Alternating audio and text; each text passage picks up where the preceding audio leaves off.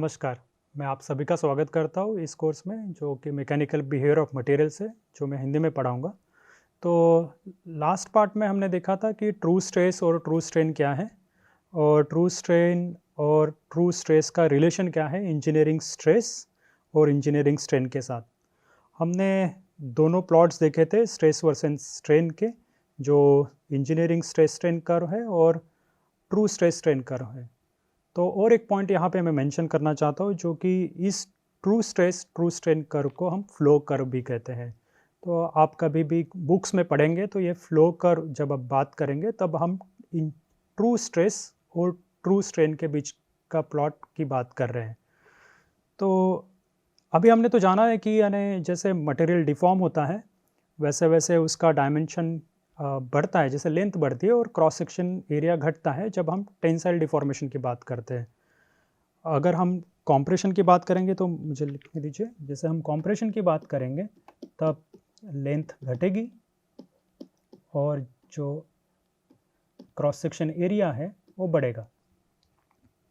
तो इस केस में हम ट्रू स्ट्रेस ट्रू स्ट्रेन भी इसी इक्वेशन से निकाल सकते हैं। सेम रिलेशन, सिर्फ जो वैल्यूज़ है यहाँ पे ये आपको कंसिडर करनी पड़ेगी निगेटिव कॉम्प्रेशन में। पर ये क्वेश्चन आता है कि इसमें ट्रू क्या है, यानी हम जब ट्रू बोलते हैं तो ट्रू क्या है। तो इसको अच्छे से समझेंगे एक एग्जाम्पल के ज़रिए। जैसे मान लीजिए हमारे पास एक मेंबर है जिसकी लेंथ है L और इसको मैं डिफॉर्म करना चाहता हूँ।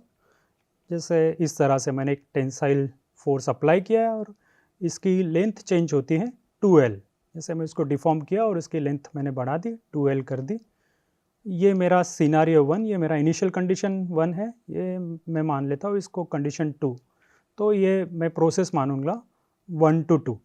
तो 1 से 2 की तरफ जब मैं जाता हूँ तो मेरी लेंथ L है और यहाँ पे लेंथ बढ़ के हो गई है 2L। और फिर जब ये कंडीशन आती है तब मैं उसको कॉम्प्रेस करता हूँ इस तरह से, और मैं इसकी लेंथ को कम करके वापस उसी लेंथ पे ले आता हूँ L, जो मेरी इनिशियल लेंथ है। तो ये मेरी सेकंड कंडीशन थी, तो इसको मैंने वापस इस कंडीशन में लाया है जहाँ की मेरी लेंथ L है। तो इस कंडीशन को मैं नाम देता हूँ 2 to 1। तो इन प्रोसेस के दौरान जो भी इंजीनियरिंग स्ट्रेन या ट्रू स्ट्रेन डेवलप हुए ये हम अभी जानेंगे। तो ये मान लेते स्टेप, यहाँ पे मैंने इंजीनियरिंग स्ट्रेन मार्क कर लिया है जो कि डेल्टा L यानी change in length upon original length, और ट्रू स्ट्रेन जो हमने फॉर्मूला लास्ट स्लाइड में देखा था, true strain equal to ln of 1 + e। तो स्टेप्स मार्क कर लेते हैं यहाँ पे, स्टेप 1 to 2, 2 to 1 और एक पूरा स्टेप जहाँ पे हम 1 to 2 गए और 2 to 1 आए, तो एक कंप्लीट स्टेप। इनमें क्या इंजीनियरिंग स्ट्रेन और ट्रू स्ट्रेन आ रहे हैं हम अभी देखेंगे। तो पहले स्टेप में जब हम देखेंगे इंजीनियरिंग स्ट्रेन जब मैं कैलकुलेट कर रहा हूँ तो मेरी फाइनल लेंथ 2L है, ये यहाँ पे 2L है और इनिशियल लेंथ मेरी L है। तो चेंज इन लेंथ मेरी होगी 2L - L और उसको मैं डिवाइड करूँगा मेरी इनिशियल लेंथ से जो कि मेरी L है इस केस में। तो मुझे इंजीनियरिंग स्ट्रेन मिलेगा 1। ट्रू स्ट्रेन निकालने के लिए ये जो वैल्यू है ये मैं इस फॉर्मूला में रखूँगा, तो मुझे ट्रू स्ट्रेन मिलेगा।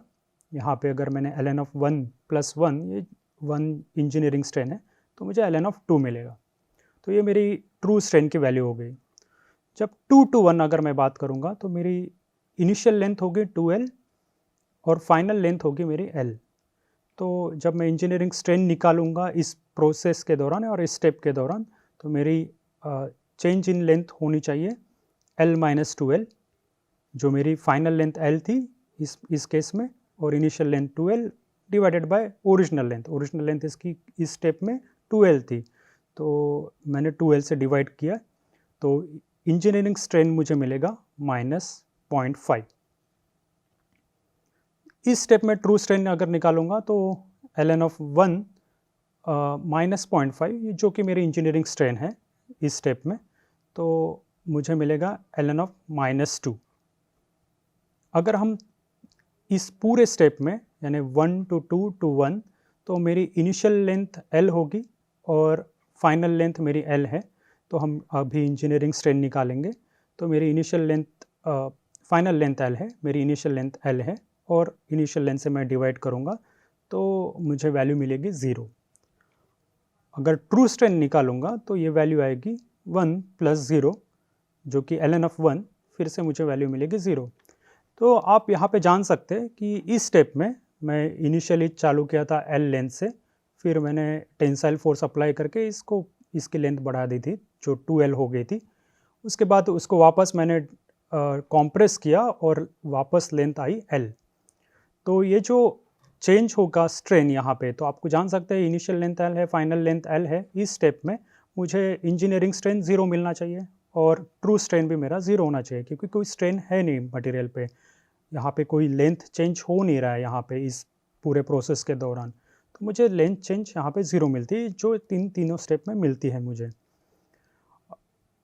अभी अगर आप देखेंगे इन दोनों स्टेप को अगर मैं ऐड करता हूँ तो क्या आता है। तो मान लीजिए मैंने स्टेप 1 और स्टेप 2 के इंजीनियरिंग स्ट्रेंस को ऐड कर दिया। यहाँ पे स्ट्रेन मेरा इंजीनियरिंग स्ट्रेन 1 है और यहाँ पे इंजीनियरिंग स्ट्रेन मेरा -0.5 है। तो अगर इन दोनों को मैंने ऐड किया तो मुझे इंजीनियरिंग स्ट्रेन मिलता है 0.5। ट्रू स्ट्रेन को अगर हम देखेंगे तो यहाँ पे ln ऑफ 2 था और यहाँ पे -ln ऑफ 2 था, तो मुझे समेशन मिलता है, इन दोनों का एडिशन मिलता है 0। तो यहाँ पे आप देखेंगे ये जो स्टेप है ये इस स्टेप के इक्वल नहीं है, जो कि इक्वल मिलनी चाहिए थी। तो इंजीनियरिंग स्ट्रेन में हमें ये स्टेप इक्वल नहीं मिलती है। पर ट्रू स्ट्रेन के केस में हमें अगर देखेंगे 1 to 2 to 1 ये अगर हमने एक साथ निकाला और या स्टेप्स में निकाला तो हमें ये इक्वल मिलता है। तो यही इंजीनियरिंग स्ट्रेन की कमी है जो हमें नहीं बता पाती है कि अगर मैं स्टेप्स में जा रहा हूँ और उन स्टेप्स को ऐड करता हूँ तो मुझे जो फाइनल स्ट्रेन मिलता है वो इक्वल हो भी सकता है, नहीं भी हो सकता है। पर ट्रू स्ट्रेन में अगर हम स्टेप्स में निकालें या टोटल निकालें, एक साथ निकालें, तो हमें वो वैल्यू फाइनल जो वैल्यू है वो मिलेगी ही मिलेगी। जैसे कि और एक एग्जांपल देना चाहता हूँ। जैसे माना कि मेरे पास बहुत सारे स्टेप्स हैं, मैंने स्टेप 1 से निकाला, स्टेप 2 तक गया, फिर 3rd स्टेप में गया, फिर 4th स्टेप में गया, ऐसे बहुत सारे स्टेप्स या nth स्टेप तक आ गया मैं। तो अगर मैंने यहाँ पे स्ट्रेंस निकाले, different strains in true strain और इंजीनियरिंग स्ट्रेन, यहाँ पे अगर मैंने निकाले ऐसे, तो आप ये जानेंगे कि अगर और टोटल निकाला मैंने यहाँ से यहाँ तक डायरेक्ट एंड तक, एक इंजीनियरिंग स्ट्रेन निकाला और एक ट्रू स्ट्रेन निकाला, तो हम ट्रू स्ट्रेन के लिए तो लिख सकते हैं कि ये स्टेप्स का एडिशन हम लिख सकते हैं ऐसे nth स्टेप तक। पर इस केस में हम नहीं लिख सकते हैं।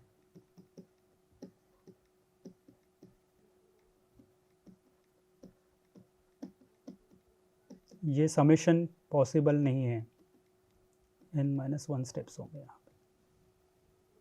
तो एक कंक्लूजन हम ड्रॉ कर सकते हैं इस ऑब्जर्वेशन से कि ट्रू स्ट्रेंस एडिटिव है पर इंजीनियरिंग स्ट्रेंस एडिटिव नहीं है। और यही हमारा एक एडवांटेज है ट्रू स्ट्रेंस का।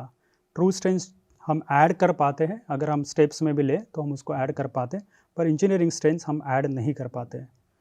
तो यहाँ ट्रू स्ट्रेंस की अगर हम यूटिलिटी देखेंगे तो ट्रू स्ट्रेंस हम बहुत सारे प्रोसेसिंग्स देखते हैं, जैसे रोलिंग है, फोर्जिंग है। हम एक स्टेप में तो कोई प्रोडक्ट नहीं बना पाते हैं, हम बहुत सारे स्टेप्स देते हैं।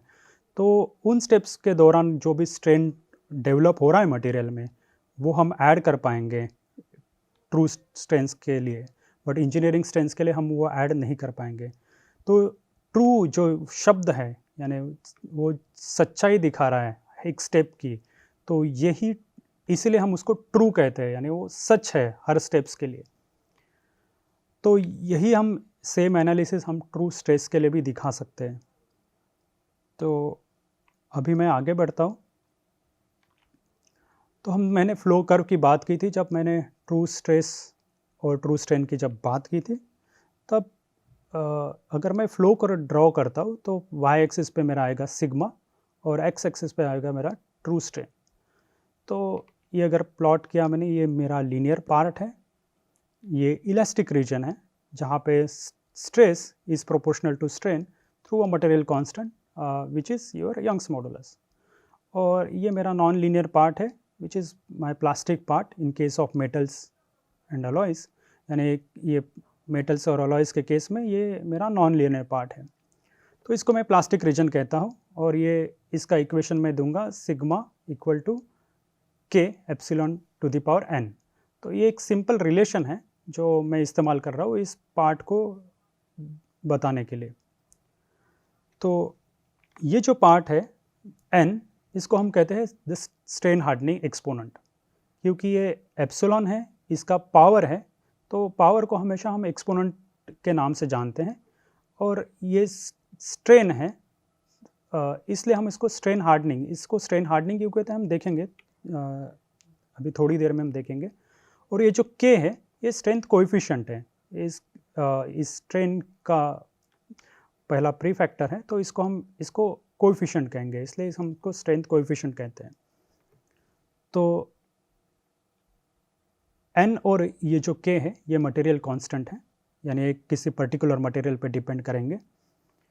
तो एन की वैल्यू अगर 1 है तो इसको हम कहते हैं इलास्टिक सॉलिड। अगर एन की वैल्यू 0 है इसको हम कहते हैं परफेक्टली प्लास्टिक सॉलिड। तो इसको थोड़ा हम समझेंगे, जैसे हम इस प्लास्टिक रीजन में जब हम सिग्मा एन की वैल्यू अगर 1 है तो ये सिंपल रिलेशन आएगा, एक लीनियर रिलेशन आएगा, इसलिए हम इसको इलास्टिक सॉलिड कहते हैं। इस केस में अगर n की वैल्यू 0 है तो हमें मिलेगा सिग्मा इज इक्वल टू के।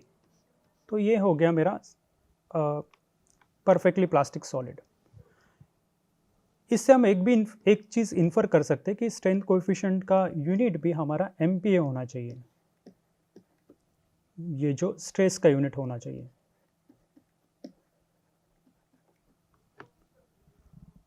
अगर हम देखेंगे इस केस में इलास्टिक सॉलिड और प्लास्टिक सॉलिड की बात कर रहे हैं हम, तो इलास्टिक सॉलिड इसलिए कहते हैं, ये इलास्टिक सॉलिड आप इलास्टिक बिहेवियर से कंपेयर ना करिए। हमारा इलास्टिक बिहेवियर यानी होता है कि जब हम मटेरियल को लोड करते हैं और अनलोड करते हैं तो मटेरियल के डायमेंशन में कोई चेंज नहीं आता है।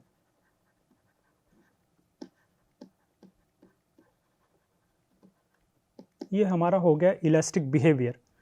पर इस केस में ये यहाँ पे अगर इलास्टिक रीजन देखा जाए तो यहाँ पे पावर जो है वो 1 है और यहाँ पे भी पावर 1 है, तो इसलिए हम इसको इलास्टिक सॉलिड कहते हैं, ना कि ये यहाँ पे ये प्लास्टिक भी हो सकता है, यानी प्लास्टिक बिहेवियर दिखा सकता है, पर इसको हम कहेंगे इलास्टिक सॉलिड क्योंकि इसका पावर 1 है, बस यही रीज़न है। परफेक्टली प्लास्टिक सॉलिड में ये होता है कि आपको जैसे कोई भी प्लास्टिक स्ट्रेन आप मटेरियल पे डालेंगे, एक स्ट्रेस पे ही वो डिफॉर्म हो सकता है, तो मुझे कोई भी स्ट्रेस नहीं चाहिए अगर मुझे मटेरियल को डिफॉर्म करना है। जैसे ये डिफरेंट स्ट्रेन्स मैंने प्लॉट किए, तो इस स्ट्रेन्स को मुझे लाने के लिए मटेरियल पे एक ही स्ट्रेस की आवश्यकता है, इसलिए हम कहते हैं इसको परफेक्टली प्लास्टिक सॉलिड। और ये जो बिहेवियर है ये प्लास्टिक बिहेवियर है, तो ये थोड़ा सा ध्यान रखिएगा। तो n की वैल्यू हम देखेंगे, जो भी स्ट्रेन हार्डनिंग एक्सपोनेंट है इसकी वैल्यू होती है मेटल्स और अलॉयज़ के लिए 0.1 से 0.5 के बीच में। और ये जो k की वैल्यू है ये ट्रू स्ट्रेस है एट एप्सिलॉन इक्वल टू 1। अभी हम देखेंगे ये एग्जैक्टली है क्या है चीज़। तो अभी एक वैल्यू और एक चीज़ मैं डिफाइन करना चाहता हूँ, रेट ऑफ स्ट्रेन हार्डनिंग और स्ट्रेन हार्डनिंग रेट। तो इसको हम डिफाइन करते हैं प्लास्टिक रीजन में, ये प्लास्टिक रीजन में हम डिफाइन करते हैं थीटा से, इसको संबोधित किया जाता है D sigma upon D epsilon. यानी कितना स्ट्रेस चेंज हो रहा है मेरा स्ट्रेन के हिसाब से। अगर मेरा इतना स्ट्रेन मुझे चेंज चाहिए तो मुझे कितना स्ट्रेस चेंज करना पड़ेगा। तो यही हमारा रेट ऑफ स्ट्रेन हार्डनिंग है या स्ट्रेन हार्डनिंग रेट है। तो अगर हम ये इक्वेशन देखते हैं, sigma is equal to K epsilon to the power n, ये जो हमने डिफाइन किया यहाँ पे प्लास्टिक रीजन में, अगर हम इसको डिफ्रेंशिएट करते हैं एप्सिलॉन से, ट्रू स्ट्रेन से, तो या मैं पहले इसको एल एन के रूप में लिख लेता हूँ। L N of sigma is equal to L N of K plus N L N of epsilon which is strain, जो कि मेरा स्ट्रेन है।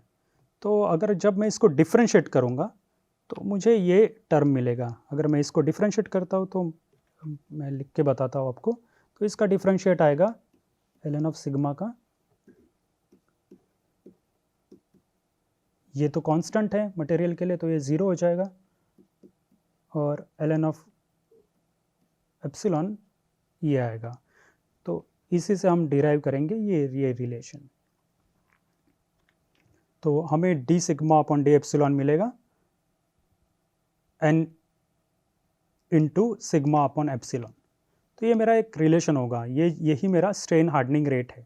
अभी उसको मैं स्ट्रेन हार्डनिंग क्यों कह रहा हूँ, तो अगर आप देखेंगे इसको अच्छे से, अगर ये प्लास्टिक रीजन में देख रहा हूँ तो मैं मानता हूँ कि अगर ये मेरा स्ट्रेन है, कोई भी एक स्ट्रेन है, मैं इसको मान लेता हूँ स्ट्रेन ए, ये मेरा, इसके लिए मुझे लग रहा है स्ट्रेस ए।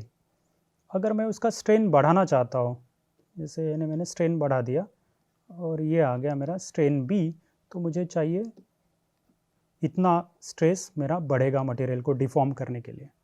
तो ये मेरा चेंज इन स्ट्रेस होगा डी सिग्मा, और ये मेरा होगा चेंज इन स्ट्रेन, इन दोनों का डिफरेंस। तो ये हो जाएगा चेंज इन स्ट्रेन। तो मुझे स्ट्रेन ए से स्ट्रेन बी जाने के लिए सिग्मा ए से सिग्मा बी तक का स्ट्रेस बढ़ाना पड़ेगा। तो ये बढ़ाना, इसको ही कहते हैं हार्डनिंग, यानी मटेरियल हार्ड हो गया, क्योंकि मेरा मटेरियल इस स्ट्रेन के लिए इस स्ट्रेस पे डिफॉर्म हो रहा था, और स्ट्रेन बी के लिए सिग्मा बी जो कि सिग्मा ए से हायर है, इसलिए वो मटेरियल हार्ड हो गया। तो इसलिए हम इसको स्ट्रेन हार्डनिंग रेट या स्ट्रेन हार्डनिंग कोएफिशिएंट बताते हैं, और इसीलिए इस एक्सपोनेंट को जो भी यहाँ पे है, इसको हम स्ट्रेन हार्डनिंग एक्सपोनेंट कहते हैं। एक और चीज़ होती है, स्ट्रेन सॉफ्टनिंग भी होता है, यानी जब मटेरियल सॉफ्ट होता है स्ट्रेन के हिसाब से, अगर मैं स्ट्रेन बढ़ा रहा हूँ मटेरियल का और मटेरियल सॉफ्ट हो रहा है तो उसको स्ट्रेन सॉफ्टनिंग भी कहते हैं, जो हम देखेंगे बाद में इस क्लास में। अब एक नेकिंग क्राइटेरिया आपको मैं समझाना चाहता हूँ।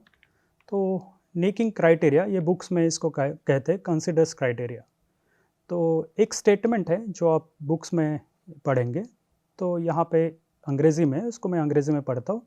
तो यहाँ पे लिखा है कि necking begins when the increase in stress due to decrease in the cross sectional area is greater than the increase in load bearing capacity of the specimen due to work hardening. तो हमने जो strain hardening अभी देखा है, इसको भी work hardening भी कहते हैं।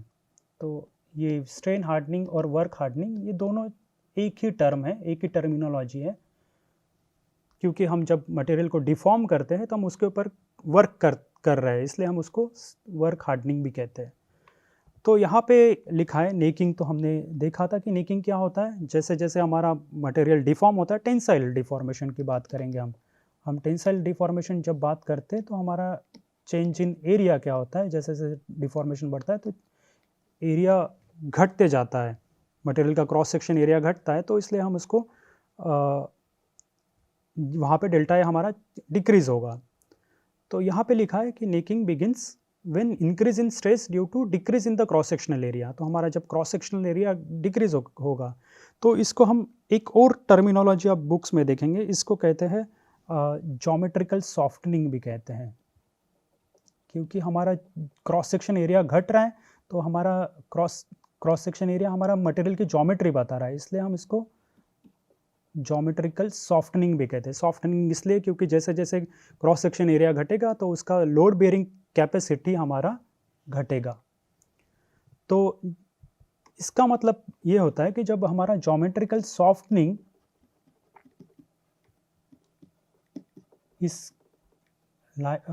सेंटेंस का मतलब ये है कि जब हमारा ज्योमेट्रिकल सॉफ्टनिंग डोमिनेट करेगा वर्क हार्डनिंग को, तब नेकिंग्स चालू होगी। तो इसको देखते हैं हम मैथमेटिकली कैसे लिख पाते हैं। तो हमने नेकिंग की जब बात की थी तब हमने बताया था कि नेकिंग एक इंस्टेबिलिटी रीजन होती है। वहाँ पे हमें कोई लोड को बढ़ाना नहीं पड़ता है कि स्ट्रेन को डेवलप करने के लिए। हमने इंजीनियरिंग स्ट्रेस स्ट्रेन कर्व के थ्रू देखा था ये कि मटेरियल में स्ट्रेन अपने आप बढ़ता है कि अगर मैं यूटीएस के ऊपर अबव चला जाता है, ऊपर चला जाता हूँ। तो फोर्स को हम लिखेंगे स्ट्रेस इनटू एरिया। अगर हम इसको डिफरेंशिएट करेंगे तो पार्शियल डिफरेंशिएट करते हैं तो D F is equal to A D sigma plus sigma D A, ये मैं मैथमेटिकली लिख सकता हूँ। और एट नेकिंग मैंने बोला है कि नो इंक्रीज इन लोड, तो मैं मानता हूँ कि चेंज इन फोर्स ज़ीरो होना चाहिए वहाँ पे। तो इस टर्म को मैं शून्य के साथ इक्वेट कर देता हूँ। तो अगर इसको मैं सॉल्व करूँगा तो मुझे मिलेगा D sigma upon sigma is equal to minus D A upon A. तो अगर हम देखेंगे जस्ट नेकिंग से पहले हमने एक बात देखी थी कि कॉन्स्टेंसी ऑफ वॉल्यूम होता है कि प्लास्टिक डिफॉर्मेशन में नेकिंग से पहले ये कॉन्स्टेंसी ऑफ वॉल्यूम अगर मानते हैं तो हम ये लिख सकते हैं, जैसे हमारा टेंसाइल डिफॉर्मेशन में change in length upon original length हमारा होता है डी एप्सिलॉन, जो हमारा स्ट्रेन है। तो हम इसको इस तरह से भी लिख सकते हैं माइनस डी ए, क्योंकि हमारा क्रॉस सेक्शन एरिया घट रहा है तो ये हम इसको cross section area upon instantaneous area को हम चेंज इन स्ट्रेन लिख सकते हैं। तो यहाँ पे अगर हम ये रीअरेंज करते हैं ये टर्म्स तो हमें मिलेगा कि ये D A upon A minus D A upon A D epsilon है, और हम इसको डी एप्सिलॉन को इस साइड ले आएंगे तो ये बनेगा D sigma upon D epsilon is equal to sigma. ये हमारा स्ट्रेन हार्डनिंग रेट है। तो हम नेकिंग की जब हम बात करेंगे तो ये दो स्टेटमेंट हम इस मैथमेटिकल डेरिवेशन से बात कर सकते हैं। जैसे necking begins at point where rate of strain hardening is equal to stress. तो हमने टर्म डिफाइन किया था, ये रेट ऑफ स्ट्रेन हार्डनिंग है और ये स्ट्रेस है। जब ये इक्वल होंगे तब हमारी नेकिंग चालू होगी, क्योंकि ये डेरिवेशन हमारा उसी से आया है। तो in terms of engineering values D S, ये इंजीनियरिंग स्ट्रेस है with respect to engineering strain, ये ज़ीरो होना चाहिए। इसको भी हम देखेंगे at maximum value of S. इस टर्म को हम अभी शॉर्टली देखेंगे। तो हमारे पास ये तो रिलेशन आ गया। तो मैं ये स्ट्रेस वर्सेस स्ट्रेन प्लॉट करता हूँ। ये प्लास्टिक रीजन में मैंने प्लॉट किया sigma versus epsilon, true stress true strain, यानी ये मेरा फ्लो कर्व है।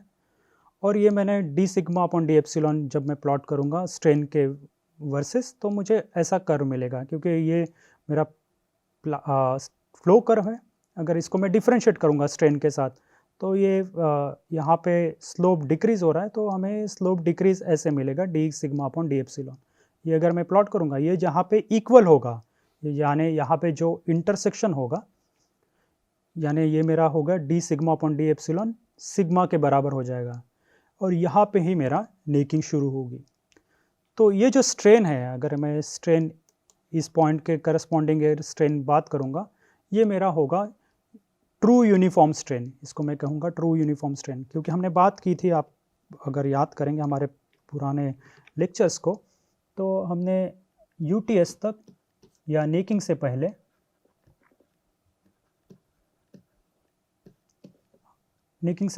बात की थी कि हमारा मटेरियल यूनिफॉर्मली डिफॉर्म होता है। तो हम जो स्ट्रेन की बात करेंगे वहाँ पे हम यूनिफॉर्म स्ट्रेन की बात करेंगे।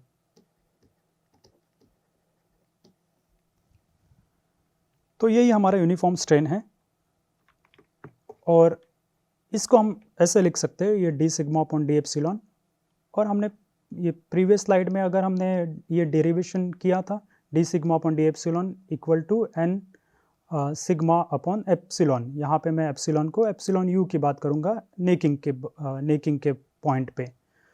तो अगर ये मैं रिलेशन इस्तेमाल करूँ और ये वैल्यू यहाँ पे पुट कर दूँ नेकिंग के लिए, तो मुझे मिलेगा एप्सिलॉन यू यानी ये true uniform strain equal to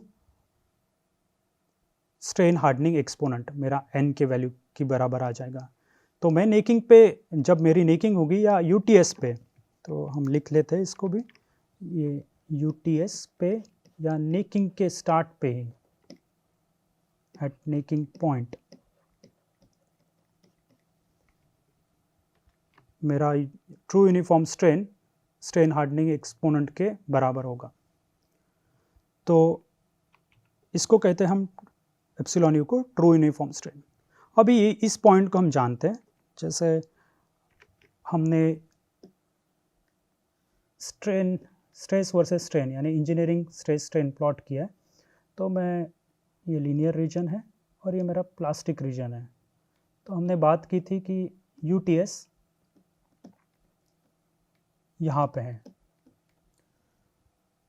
तो अगर हम इस प्लास्टिक रीजन के दौरान अगर हम डिफरेंशिएट करते हैं, डी एस अपॉन डी कैसे आएगा यहाँ पे, ये मेरा स्ट्रेस डिक्रीज हो रहा है जैसे जैसे मेरा स्ट्रेन बढ़ रहा है।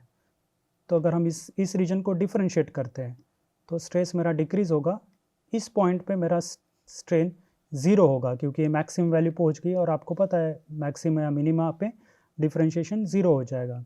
तो ये D S by D zero हो जाएगा और ये यहाँ पे स्लोप डिक्रीज हो रहा है, तो ये निगेटिव वैल्यू में आएगी, तो ये मेरी वैल्यू ज़ीरो रहेगी। तो जब हम बात करेंगे तो D S upon D equal to zero, ये हमारी नेकिंग है, ये वैल्यू हमारी ज़ीरो रहेगी। हम स्ट्रेन के हिसाब से प्लॉट करेंगे। तो यहाँ पे हम देखेंगे, अगर ये कर्व हम देखेंगे तो यहाँ पे हमारा वर्क हार्डनिंग या स्ट्रेन हार्डनिंग डोमिनेट करेगा और इस रीजन में हमारा ज्योमेट्रिकल सॉफ्टनिंग डोमिनेट करेगा।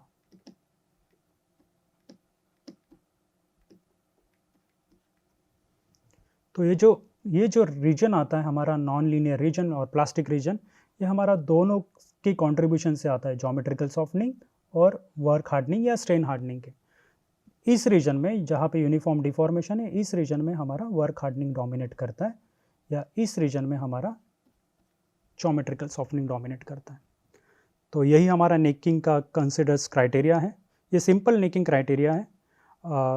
यहाँ पे मैं रुकता हूँ, फिर बाकी की चीज़ें जैसे कि इलास्टिक मॉडुलस का ओरिजिन क्या है, ये हम नेक्स्ट भाग में देखेंगे। धन्यवाद।